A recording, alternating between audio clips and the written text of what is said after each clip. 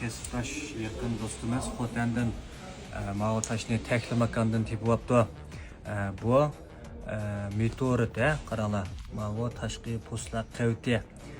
Mağu içki haleti. Hem de bu meteorit yer şarığı düşkülü intayın uzaq boğan bir meteoritke bana telefon qilib degan vaqtida bu magnitchanlik yo'q degan edi. Magnitchanlik yo'q ekan degan. Lekin hozir topshirib oldim, topshirib olgandan keyin buningki u vaqtlari sirtida ma'vo cho'ng holatini magnit yaxshi tutmaydi, magnit tutmaydi. Lekin ma'vo uvilib ketgan u vaqtlarni ekansiz mana. Mana magnit tutadi. Magnitchanligi bor qaranglar. Demek bu çoğun durgun dostlarımız karbi magnit var, radio, bronkloyun, değişi degandeklerinin içinden çıkarılan bir kar magnit var. Şunda magnitlerini köpünç işletisler magnit tutamdı, tutmamdı de. O magnitinin magnitçalık intayın tüven aleti buludu. Hem de bazı meteoritlerin magnitçalığı sel tüvenrek buludu. Demek bunda çoğun magnitlerini koyuvarsanlar tutmagandek his kılısılar. Lekin bunda uşak parçaları kığa vaxtısında tutuldu. Hem de bunu aniqlashning sebebi nima desanlar? Meteoritlar, taş meteoritlar ikki aileге bölündü. Birisi şarsimon danchilik taş meteorit ailesi, yana birisi şarsimon danchisiz taş meteorit ailesi.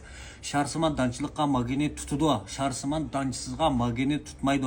Şarsimon danchisiz magnit tutmaydigan manda meteoritlar azroq uchraydi. Azroq uchirganligi uchun basi odatdagi şarsimon danchilik taş meteoritdan sal yuqoriroq bo'ladi. Shuningga mana avrishkisini avatman tekshirib ko'rib baqa agar şarsimon danchisiz taş meteorit chiqib qolsa, buningga goji mimi yani nam iltimos qilamiz xalqaro meteorit sohasiga nam iltimos qilsak, buning avrishkisini astronomiya sariq avat beramiz.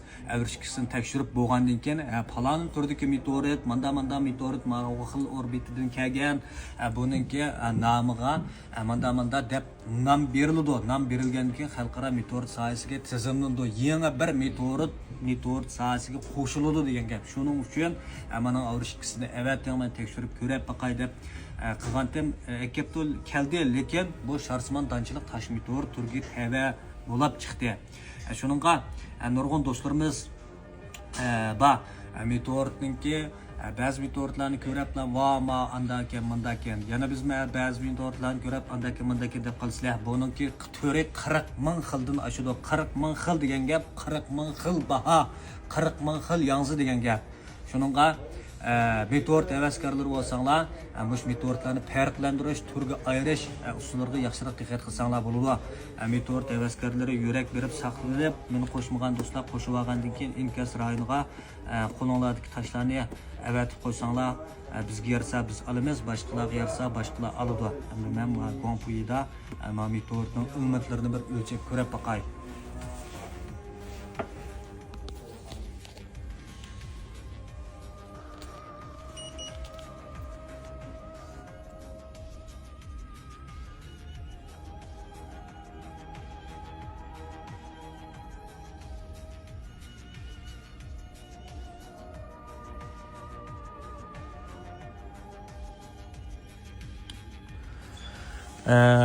Topshirishda tez chiqib bo'ldi qaranglar.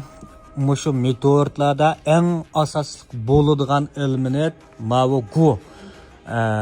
Mushu gusi bilan ma'vo nikel. Mushu nikel cho'qimli bo'ladi. Har qanday meteoritlar bo'ladi ekan, mushu ikki xil mineralniy moddan cho'qimli bo'ladi. Demak, nikeli 7 degan gap meteoritning tarkibida nikel bor, nikel miqdori yuqori degan gap datlashidi, temir miqdori magnitchanligi bo'ladi degan gap. Uningdan boshqa asli tushasak, Fe temir miqdori 89 demak bu odatdagi sharsimon danchilik magnitchanligi bor meteorit turgi tava degan gap.